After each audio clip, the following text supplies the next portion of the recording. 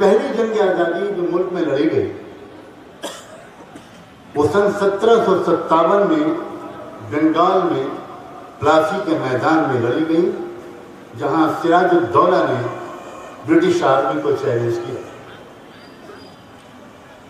उसके बाद 1782 में मैसूर में नवाब हैदर अली की क़यादत में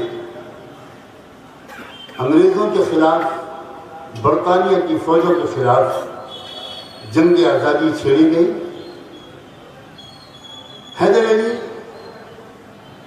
बड़ी जांबाजी के साथ और बड़ी कामयाबी के साथ शुरू के चंद साल बरतानिया के फौजों को टक्कर देने में और कुछ स्टेट से उनको पीछे बेदखल करने में कामयाब हुए।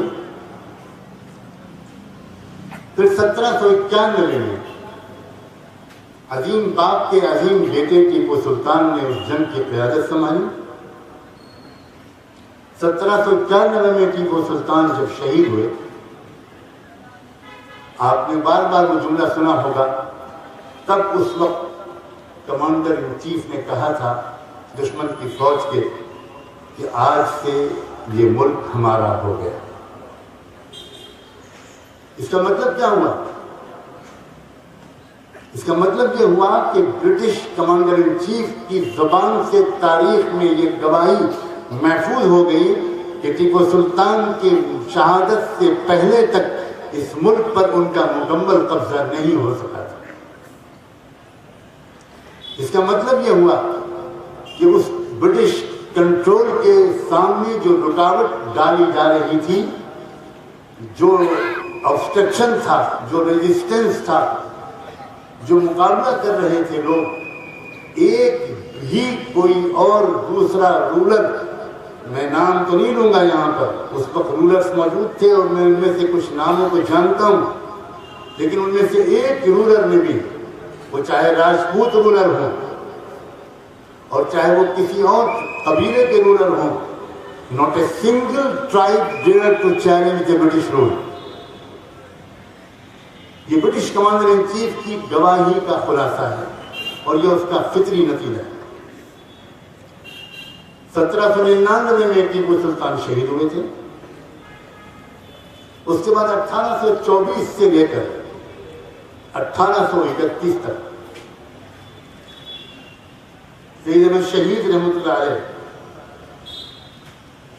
की जो जमात थी, हजरत शाह अब्दुल अजीज के फतवे के मुताबिक उन्होंने अंग्रेजों के खिलाफ आर्म्ड स्ट्रगल, एक मुसल्लह जिहाद और मुसल्लह जद्दोजहद का आगाज किया।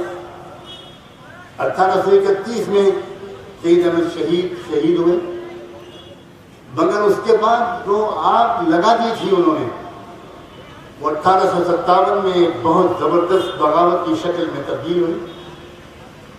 और 1857 का तज़किरा चूँकि बार बार होता है, इसलिए उसके बारे में 2-3 जुमले भी बोलने की मुझे ज़रूरत महसूस नहीं होती, क्योंकि तारीख का खुलासा बयान करना मेरी हाजिरी का असल मकसद नहीं है। इस तारीख के पैगाम के हवाले से अपनी कौम के एक एक फर्द से, एक एक भाई और बहन से 2-4 साफ लफ्जों में बात करना मेरी हाजिरी का मकसद है। 1857 की जंग आज़ादी में 5 लाख मुसलमान शहीद हुए थे। कितने? 5 लाख मुसलमान, ये ऑफिशियल फिगर है। मैं ऑफिशियल फिगर यहां पर कोट कर रहा हूं। बाद हिस्टोरियंस ने तादाद ज्यादा बढ़ाकर लिखी है, लेकिन मैं ऑफिशियल जो फिगर है मैं कोट कर रहा हूं। और इन 5 लाख मुसलमान मर्दों और औरतों में 5000 उलमा थे। फिर 1905 में शेखुल हिंद हजरत मौलाना महमूद हसन देवबंदी रहमतुल्लाह अलैह की क़यादत में रेशमी रुमाल तहरीक चलाई गई।